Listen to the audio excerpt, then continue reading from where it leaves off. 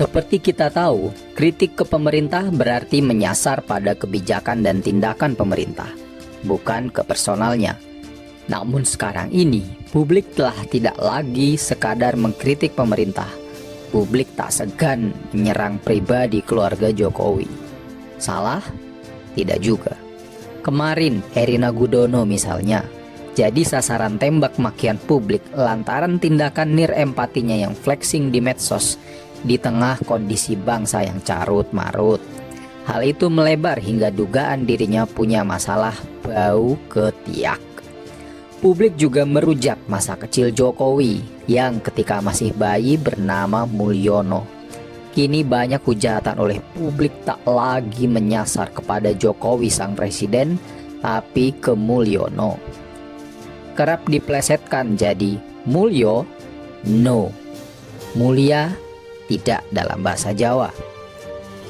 Jika kita menghitung coretan yang menghiasi dinding-dinding gedung kekuasaan, hinaan yang tertulis lebih vulgar lagi karena nama Jokowi atau Mulyono maupun anaknya Kaesang disandingkan dengan suatu objek vital laki-laki di selangkangan. Hal itu kini tak lagi terlalu dipermasalahkan. Kami memandang apa yang dilakukan publik bukanlah kesalahan, bukan pula sesuatu yang melanggar moralitas. Sebabnya moralitas publik telah bergeser. Siapa yang menggesernya? Para penguasa itu sendiri, terutama Jokowi dan rezim kekuasaannya. Sepanjang Jokowi berkuasa, publik terus-menerus diceramahi oleh pemerintah tentang perbedaan kritik dan penghinaan. Bahwa kritik harus memberi solusi, harus konstruktif, harus menyasar kebijakan, bukan kepada personalnya, dan sebagainya, dan sebagainya. Dan ini terus diulang-ulang. Isu kritik dan penghinaan ini eksis pula di ranah hukum. Rocky Gerung, Haris Azhar, dan Fathia Maulidiyanti sempat diadili lantaran dianggap menghina kekuasaan. Untung hakimnya masih waras, mereka tidak bersalah. Tak seberuntung mereka, banyak rakyat Indonesia yang dibui oleh jerat Undang-Undang ITE. KUHP baru disahkan pada 2023, memuat lebih rinci tentang delik menghina penguasa, menjadi bukti betapa khawatirnya penguasa dari penghinaan. Delik penghinaan presiden dan wakil presiden diatur di pasal 218. Namun itu semua sia-sia sekarang. Kemuakan sipil adalah tameng pertahanan massal. Adalah Jokowi dan keluarganya yang menggeser moralitas tentang kritik dan penghinaan. Sejatinya, dimensi kritik ada di ranah publik dan dimensi penghinaan ada di ranah privat. Pemisahan ranah publik dan privat adalah fondasi negara republik modern yang berbeda dengan monarki. Republik berasal dari istilah Latin res publica, yaitu urusan publik. Publik berasal dari kata Latin publicus atau poplicus, yang ditarik dari istilah populus yang dalam bahasa Inggris popules atau people. Artinya publik juga bisa diartikan sebagai rakyat. Negara republik berarti adalah negara yang wataknya dan peruntukannya untuk publik, dimiliki oleh publik, oleh rakyat.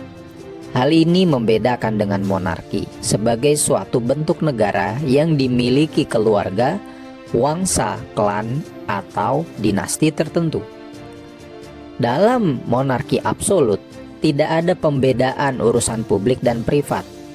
Raja atau ratu, kaisar, tsar, sultan, dan sebagainya mengklaim suatu negara sebagai miliknya.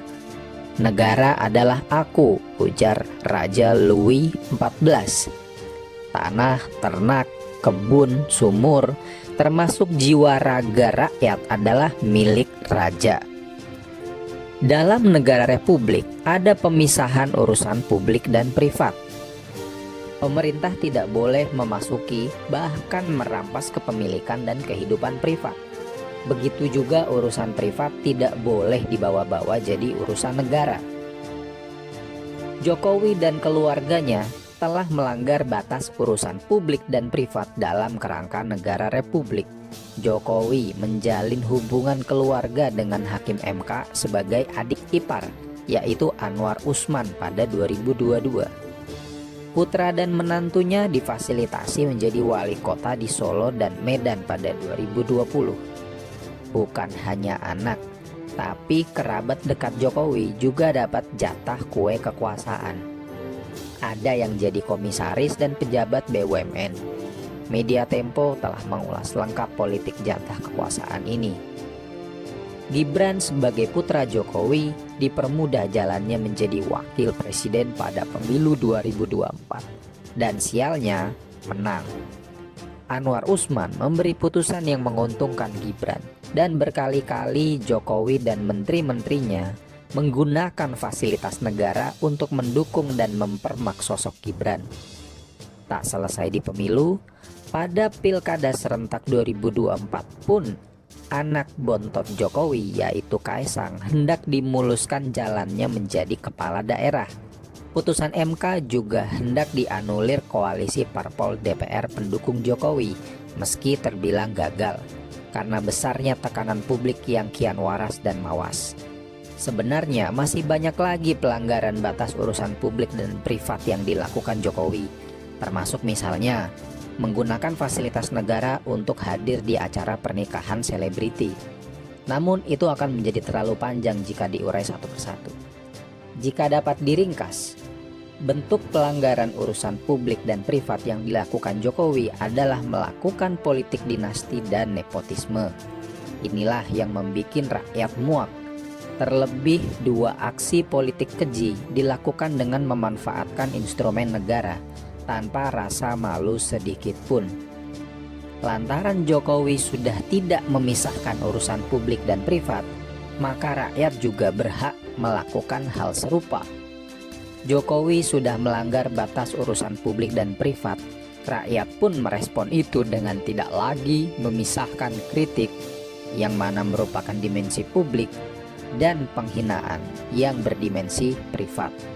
Logika rakyat hari ini adalah jika mengkritik Jokowi sebagai presiden bisa dianggap menghina, maka tak ada salahnya jika kita teruskan dengan menghina di luar sosok kepresidennya. Hina saja orangnya. Rakyat kini telah terang-terangan mengkritik sekaligus menghina Jokowi sebagai kepala negara maupun kepala keluarga.